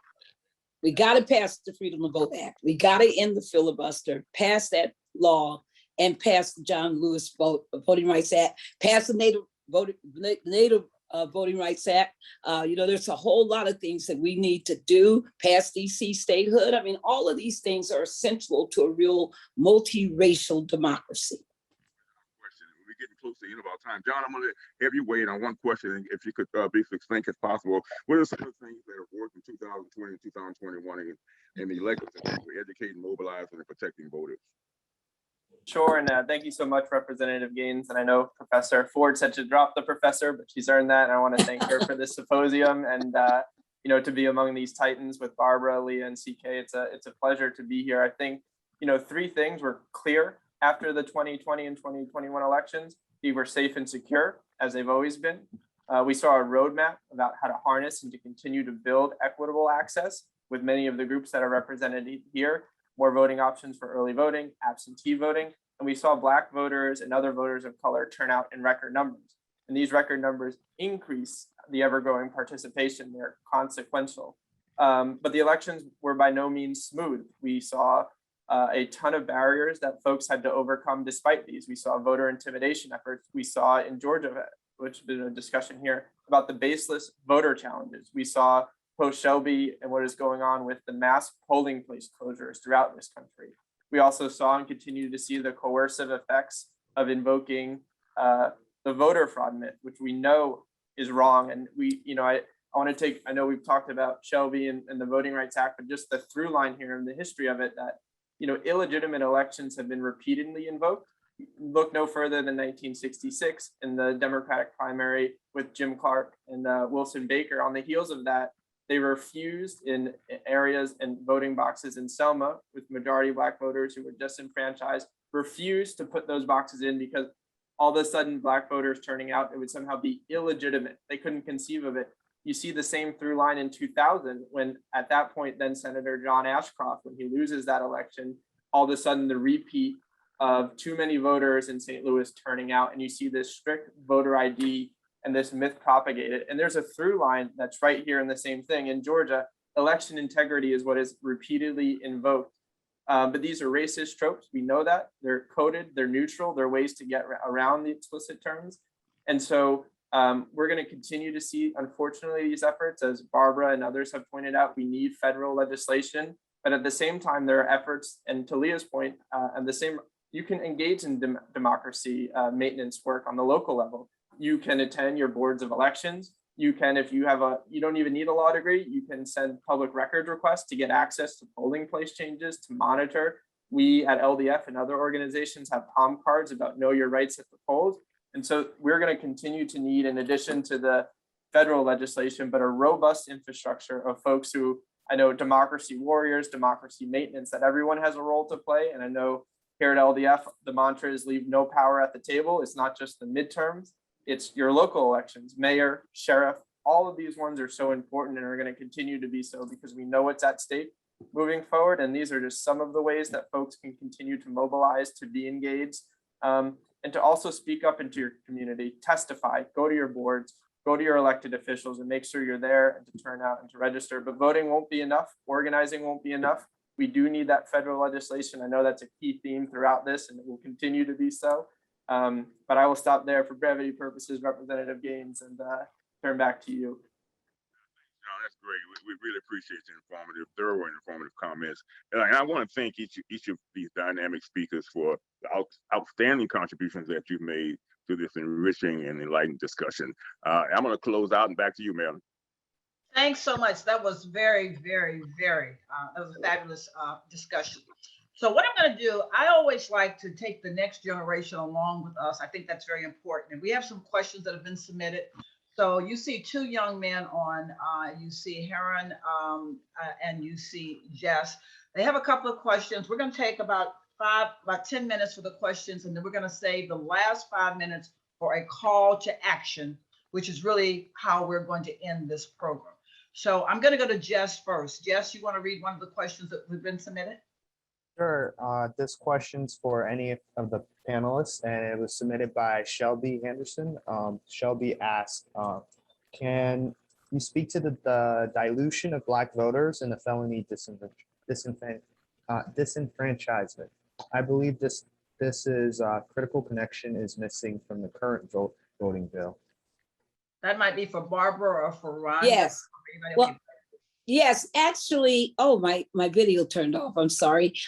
Actually, the Freedom to Vote Act has a very strong provision on the restoration of voting rights. In fact, it is, very akin to a couple of states like Maryland that says that basically the minute you walk out of imprisonment, it doesn't matter if you got parole, probation, fines to pay, fees to pay, you get the right to vote regardless. The minute you walk out of jail, of any kind of prison, you are immediately entitled to vote. Now let's talk about why that's important. People get it real twisted sometimes. We know there's about 6 million people who are affected by these states like Florida and Iowa and Arizona is one of the worst that people don't pay attention to, and some others that really do make it almost impossible to get your right to vote restored. Even after the people passed, Amendment 4 in Florida, we still saw the end run that was done by the state legislature around that, and that they've been so far somewhat successful. But I do want to point out the worst stat that people don't talk about is that it's estimated between 9 and 17 million people, 9 and 17 million people who are formerly incarcerated persons are confused about their voting rights. They have no clue if they can vote or not. And so they don't vote because they don't want to end up in jail. They don't want to end up in longer status of supervision by the state because they wrongfully registered. They don't want to be a Crystal Mason, facing 5 years of prison in Texas. But that confusion factor is huge. And when you go through the states where those numbers are, they are not the South, folks. They're all over the country, including Illinois has a huge population of confused voters. And so that confusion is another reason why we want to do that. And when I say they're confused, I mean they're legally eligible to vote, but they think they can't. And that's a huge percentage. So you take that and you add the roughly 9 to 17 million with the 6, you got half of the unregistered population in the United States is in those numbers. So it's very important for us to pass the Freedom to Vote Act, because I think of all the provisions within the act, as much as I love Election Day as a holiday, etc., that's one of the most critical ones. Okay. I just want to add, because this is a very important topic, Ms. Armoire, it's for the Freedom to Vote Act, it just affects federal elections. So that means we still have work to do. So exactly what Ms. Armoire said with respect to federal elections, that means we still have work to do across the states that still, which would, based upon a felony conviction, prevent you from voting, in the state and local elections, which also matter. So we all still need to be working on, and there's a tidal wave happening across the country, from California to Florida to Iowa. People are talking about felony disfranchisement. And so whether that's pushing for state legislation that would end it for state and local elections, whether that's trying to get more ballot initiatives to make that change, whether that's continuing to litigate it where it's possible to litigate it, we do need to close the margins of people who are being impacted by that issue. And the issue around confusion also matters. There are a lot of people who are detained pre-trial who are not even convicted and think because they are caught up in the criminal justice system that they cannot participate. So that public education about who can vote, even when you have interacted with the criminal system, is something that we need to take up more diligently, because those are too many people who are impacted because of the intersection between mass incarceration and our right to participate. Thank you. Heron, do you have a question? Yes, a question from the panelists. What strategies have been instituted across states to stamp out the voter suppression bill? And sort of, I guess, in short, the question is, what strategies have been implemented in order to stamp out voter suppression and to ensure that the electorate has a fair opportunity to vote, barring any of the impediments that will be put in place by this bill? Rhonda and Barbara, those seem to be questions for you again. Well, actually, I think it's maybe Barbara, Leah, and CK, because the strategies, all of the organizations that have come together to sue these states. So that's been the strategy. Yes, and that's one of the strategies. I am blessed to work with a lot of the local organizers in different states. And, the reason why 2020 was so powerful is because the entirety of the voting rights and civil rights and public engagement sectors came together and did what I call the best job of voter education I've ever seen. An educated voter is the most empowered voter. You can't beat an educated voter. When they understand precisely how they protect their right to vote, precisely how to work around all the mess, like how to create the mobile centers, all the other things that people have been doing very successfully, I think that we have to make sure that voters are extremely educated, that we are outreaching constantly to voters, that we're using every platform, every forum, everything, and that we are teaching people that that they can be powerful voting rights champions. They don't have to know every law. That's not what they got to know. They just got to know the practicalities of how to vote and how to protect that vote.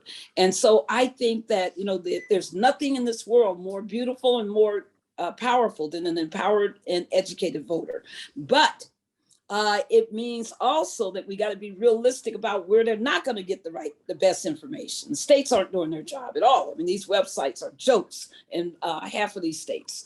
But what we need to instead is do what we've been doing. We've been out right now. While I'm sitting here in Georgia, I have people on the ground in Virginia, doing what they can to really salvage, this important election because so few people are engaged in it.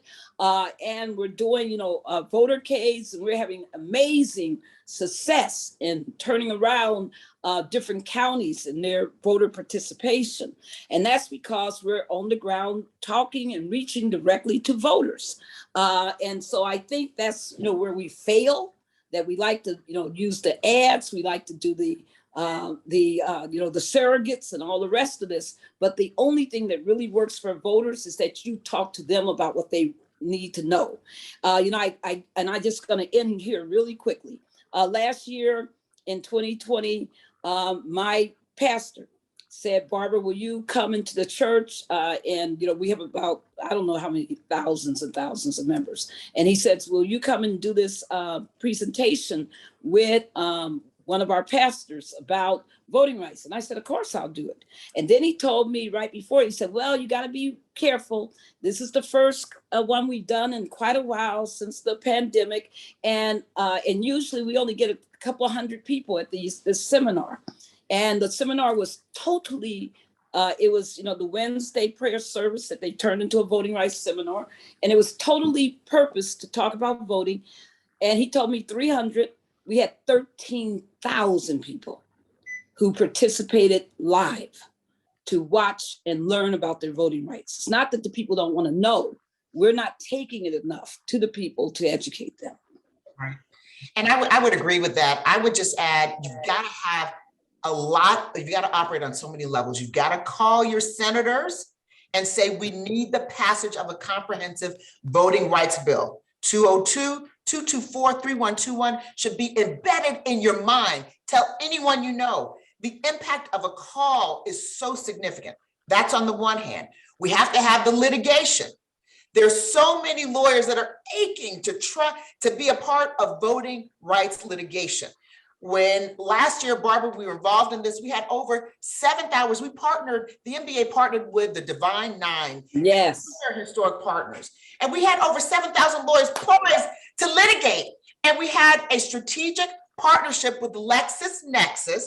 The NBA did. I had negotiated it so that for voting rights, they had all of the tools available for those lawyers. So you have to do the litigation part as well. And the third part is with Barbara Amplified, community engagement. And that can be in a COVID world. Yes, people went door to door, like Barbara's team, they were door to door to door to door. Protect yourself, but also virtually. We've experienced church virtually. So if you're a lawyer, you don't have to be a lawyer. If you are someone who can speak truth to power, go to the organizations that you are part of and speak to your membership. Educate them. The more people are educated, the more they will feel empowered. So, all right, we can't hand out food and everything in line, but that doesn't mean that we can't hand out food and everything in line before people get to the polling site, before they turn in that area. So there are many, that's just one example, because that's about the stupidest thing I've heard in a long time. So even with stupidity, sheer stupidity, we can counter that, but voters have to be educated. They have to know about it. The disinformation campaigns are severe right now, telling people that, election day is the wrong day. We've got a mayoral vote election here in Atlanta within a week. Some people think it's in 2 or 3 weeks. That's just disinformation. And do we need to talk what it's going to be like when Raphael Warnock is up for re-election as senator of the great state of Georgia? They're probably now destroyed. They're probably printed materials of disinformation. And that's a way of disenfranchising voters. Can I say very quickly too? I'm sorry, were you going to say something, Leah? Because then I'm going to go to the call for action. People have been listening to us for 2 hours. Okay. Very, very, very quickly, just because while I do a lot of work in the Deep South, Ms. Armour made a point earlier that this is a nationwide epidemic, and sitting in Brooklyn, or you all are in Connecticut, I mean, these states, New York is not that great. New York needs a state voting rights act. Connecticut needs a state voting rights act. It should not be, someone would put it in a comment, why can people incarcerated in Vermont and Maine vote because those are majority white states. So why isn't Connecticut first in the nation in access to voting? Why isn't New York first in the nation in access to voting? So I think we need to be pushing states that are so-called leaders to have State Voting Rights Act and to have the most expansive voting rights in the country, because that state level access can supplement what we're asking our federal representatives to do. So let's look in our own backyards and clean up, because we can't just point to Texas and Congress. There are people of color all across this country who deserve to be served, and let's do it in our own backyards as well. This is getting to be good. However, I know that after a period of, I'm a preacher's daughter, I know after a period of time, we begin to lose people, okay? So I'm gonna end my piece now, then I'm gonna turn it over to Rhonda and to Barbara to do our call to action. So I wanna first of all thank the panelists.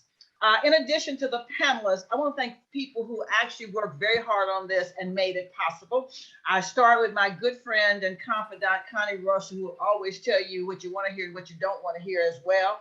I have to thank Meg Elliott, Cindy Dubell, Peter Galley, Becky Spinoff, Joey Lynn Darius, who never says no, who stayed up with me wee hours of the morning to help pull this together. I'm probably leaving people out. I thank Carl Highsmith, who gave us our first welcome, and somebody who is missing. When I needed to know what I needed to know in the past, if Hugh Fierce didn't tell me, my dear departed friend, Marcus McCraven, would send me that note, all right? So having said all of that, and thanking all of you in the audience who come in and out, I think we had 380 registered. I don't know that we had all of them on at one particular period of time. I now want to turn it over to Rhonda, and I want to turn it over to Barbara to end for us with a call to action. And I thank you in the audience for staying with us. Thank you again, Marilyn. Thank you, Patty. This was absolutely amazing. And thank you for this great opportunity. You know, we're at a crossroads in this country, and we must have the will to do what's right. And we must have the will to fight against anything or anyone not interested in doing right. Those not interested in allowing eligible voters the right to vote. Those actively participating in suppressing the right to vote for people of color and poor people. Fighting for the right to vote is nothing new in this country. As a member of Delta Sigma Theta Sorority Incorporation, we have had this as our first act in 1913 when we participated in the Women's Suffrage March. And we have continued to fight for that right to vote over 108 years. And we're not gonna stop. And we're asking you to not stop. We're asking you as a part of this call to action to join the fight. Congressman Lewis told us to go and get into some good trouble. And so I'm asking you tonight to get into some good trouble and join this fight, because we're not going back. We're not going back. We must move forward in this country. And so I'm fired up. I hope you are, and we are all ready to go. Barbara, I turn it over to you. And thank you, and have a wonderful night. Well, thank you, Rhonda. That was, of course, powerful. And I want to point out to everybody, the Deltas have been amazing. You know, I don't say it just because Rhonda's a Delta, but when you look at what we're doing in Virginia, it's all the Delta chapters that are leading those on the ground efforts I was talking about. But once again, that's because you've had a president and, you know, leaders, social action networks and leaders who have really focused on making this a voting a priority and educating all of your members about that. And that's where I want to go. You know, Hazel Mays heads up Southern Echo deep in Mississippi. And she trains people with 8th grade educations how to draw maps, how to do redistricting, how to be redistricting advocates. You know, people forget that my favorite lady in the world in 2017 was the one woman who said, I don't have, during that senatorial race, she said, I don't have a car. I don't have a high school education. She says, I know, she said, I don't have money. I don't have a high school education, but I had a car. And she took 100 people to the polls. You know, it's just, we got to teach everybody that you got to roll. If you can't be out there doing things, you can give money. I mean, there's not one of these organizations out here that's, you know, so flush with money that that they don't need, you know, financial support. If you have the ability, you know, there's nothing. I always believe, and this is something somebody taught me, and my partner, you know, in my co-leader of the Transformative Justice Coalition, Daryl Jones, said the same thing, is that you are never as powerful as where you sit right this moment. There's something special about you in this moment. If you're a parent and you can teach, if you're a child and you can teach your parents, if there is the ability to be heard at school, the ability to be heard on your Twitter, if there's an ability to be heard on your Instagram, whatever, you can do a TikTok, whatever. I mean, people have so many opportunities to help this fight. This fight needs everybody in it.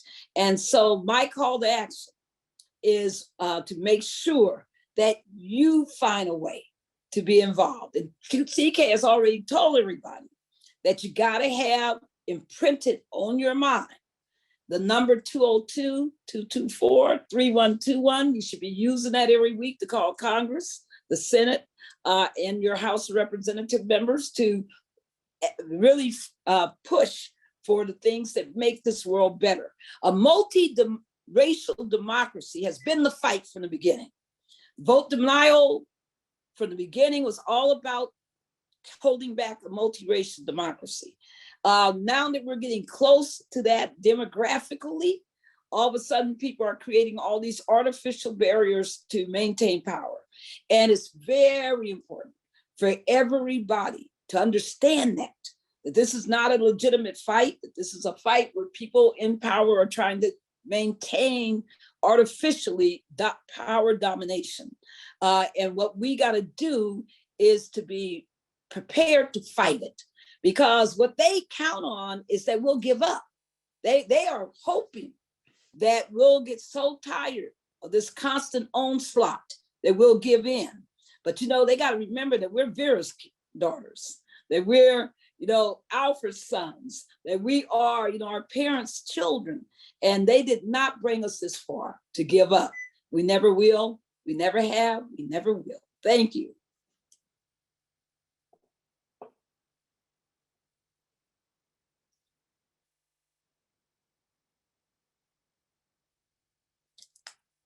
Professor Ford, you're on mute.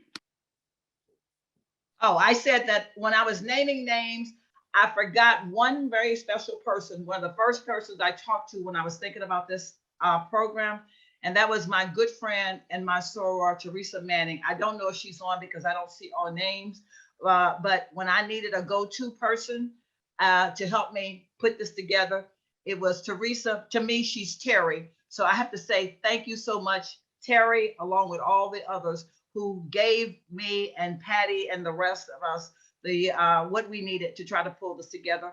And we're going to close with a clip of a call to action by two more names that you will recognize, and that will be Stacey Abrams and that will be First Lady Obama. Thank you all so much, and God bless you.